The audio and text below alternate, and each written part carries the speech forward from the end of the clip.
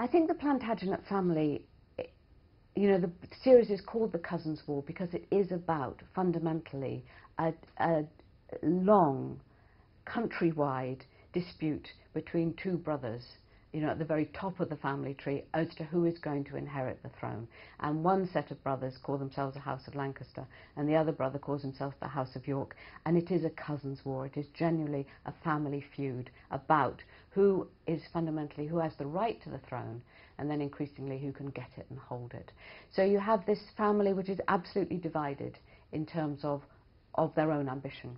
With the Woodville family, what you see quite warmingly, really, is a family that absolutely operates together. They see that Elizabeth is their key to greatness. She does her marriage probably almost privately. Her mother knows about it, probably nobody else. We don't even know that her father knew about it. I think he can't have done. And then what they do is they just get behind her. What then happens as the power unravels, as Edward dies, is that you get this situation where it is pretty well everyone for themselves. But what you don't get in the case of the Woodvilles is that big division inside the family. They're a united family.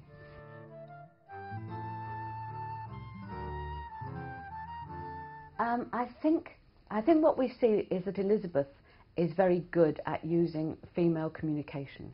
So there's a moment where they want to get George, Duke of Clarence, away from his ally, the Earl of Warwick, the Kingmaker, because he's now a danger to them. And Elizabeth goes to her mother-in-law, who hated her, and prompts her to send a message to her beloved son, George. So that's women's toils. That's dropping a word in the right place, doing a little manipulation, making a suggestion, telling somebody it'll be okay if this happens. They do that. There's quite a lot of, I think, sneaky, politicking, manipulation going on, whereas the Plantagenets are big fans of death.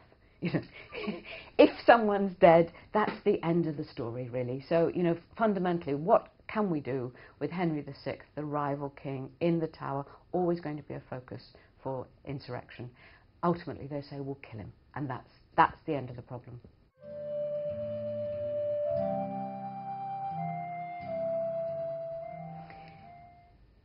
What do the Plantagenets teach us?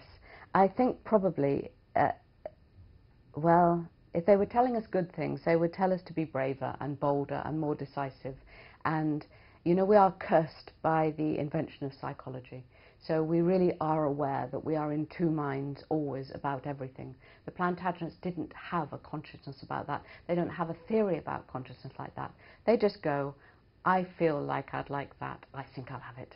And sometimes they go, God wouldn't want me to do that, so perhaps I won't. And sometimes they go, God wouldn't want me to do this, but I will, and if I'm damned, I'll do it anyway.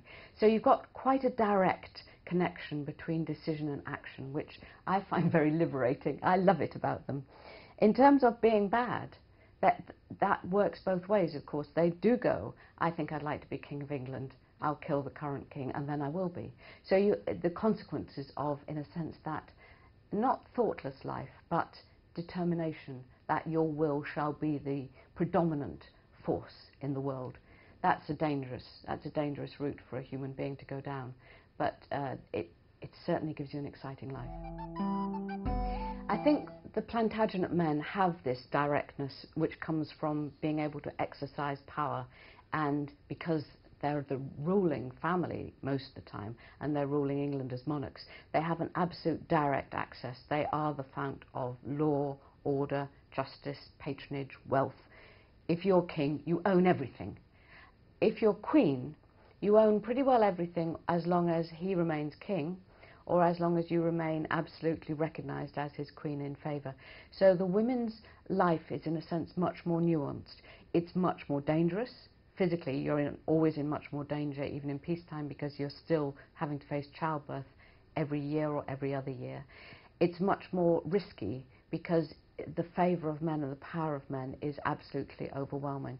So in a sense, even when you're Queen of England, you're still living under an incredibly dominant patriarchy. So the sense of having difficulty with the power of others, which is so much a modern concept, is something that the medieval women share with us.